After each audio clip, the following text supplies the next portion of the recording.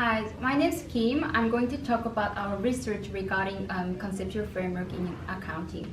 Conceptual framework in accounting is a system of interrelated objectives and fundamentals that should lead to consistent standards which prescribe the nature, function, and limits of financial accounting and financial statement.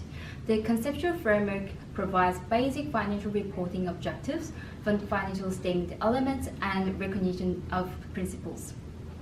It facilitates the provision of useful accounting information to those who are making investment and credit decisions in a way that helps them understand a company's financial status and economic resources.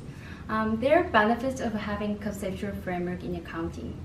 Conceptual framework is to improve accounting itself by setting and issuing accounting standards and rules which should be built on an established body of concepts and objectives.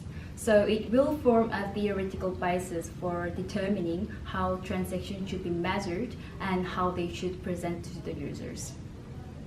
If the financial report preparers face a particular case in which there's no specific rules, accounting standards and rules, the basic principles in conceptual framework will provide them guidelines for decision making.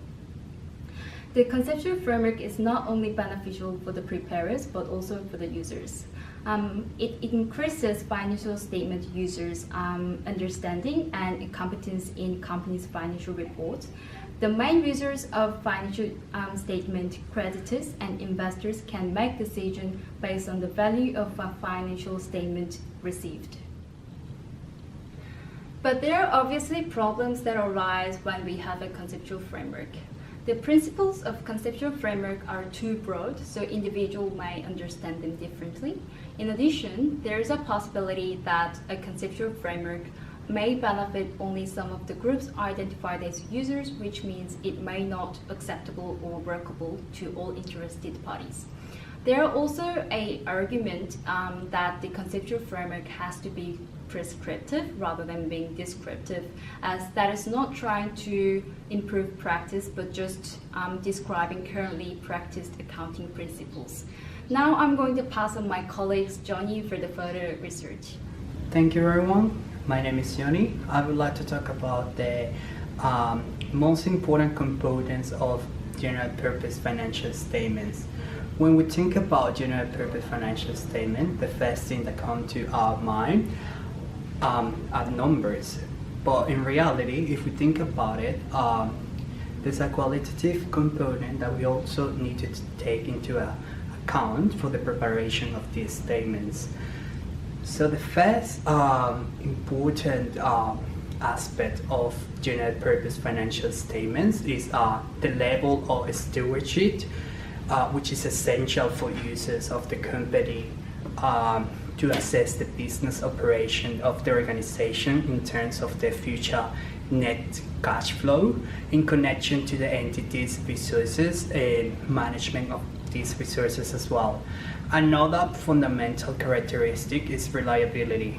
This qualitative component is in line with a reliable and faithful representation of the activities of the company. This is in relation of the information provided that has been verified and it doesn't contain any error. Another important point is that the information has to have a satisfactory degree of understandability. This will make the assessment of the information more successful. This also goes along with the materiality aspect of the information as well. It's really important that decisions are made from coming from non-stated or unreliable sources. However, these components can vary from one organization to another depending on the type of the organization as well and its objective. Overall, it is fundamental that a company prepares a general purpose financial statement to inform its user about what's going on in terms of the financial position of the company. Therefore, providing information with the characteristics mentioned before, it will enhance the process of the decision making, helping the organization to attain its objective. So the third part of our research is about prudence. The first part is what is our understanding by the term prudence. Prudence is the exercise of caution in making judgments under uncertain circumstances that require estimations. That means assets and incomes are not overstated, and expenses and liabilities are not understated. The second part is how can an asymmetrical prudence accounting treatment can lead to understatements in one period and overstatements in the future period. So firstly, asymmetric prudence refers to an accounting treatment in which losses and gains are treated asymmetrically. Two suggested approach to asymmetric prudence is firstly, higher threshold for recognitions of losses than that for gains.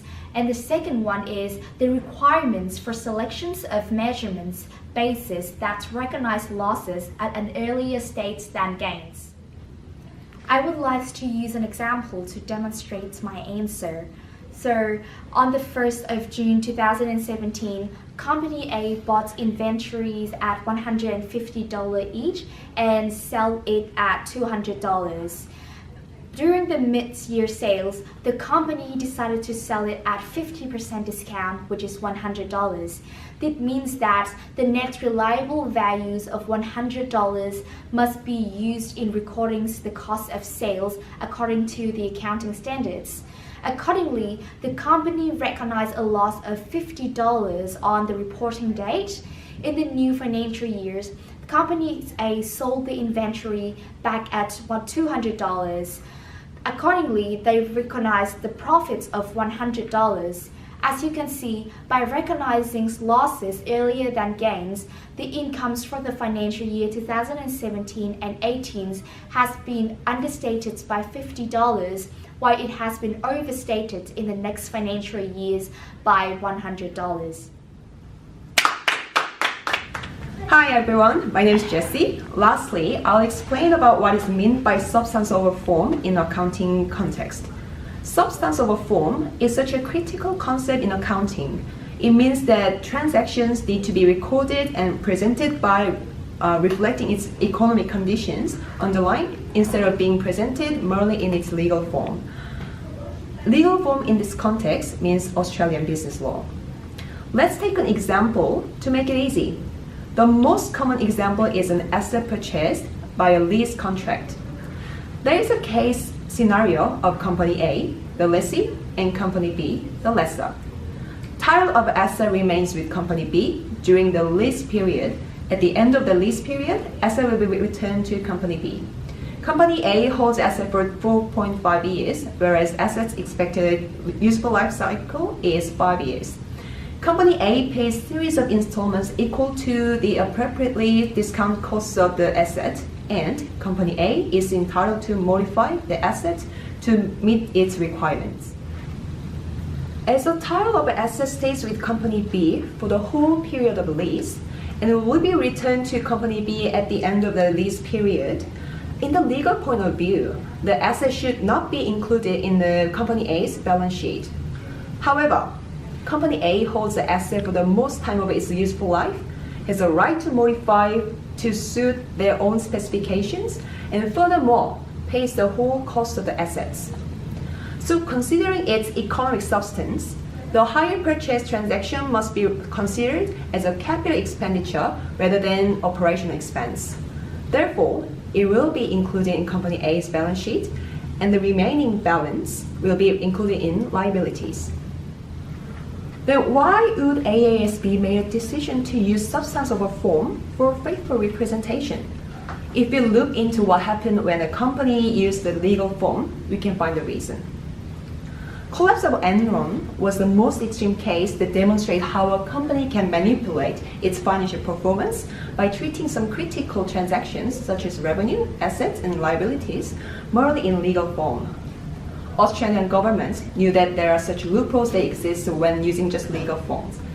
This is the reason the board made such decisions to reflect economic substance for faithful representation. We as accountants must exercise our knowledge and experience when generating financial statements to give a true and fair view to the users. Therefore, it is very important to comply with and support the board decision on substance over form. Thank you very much.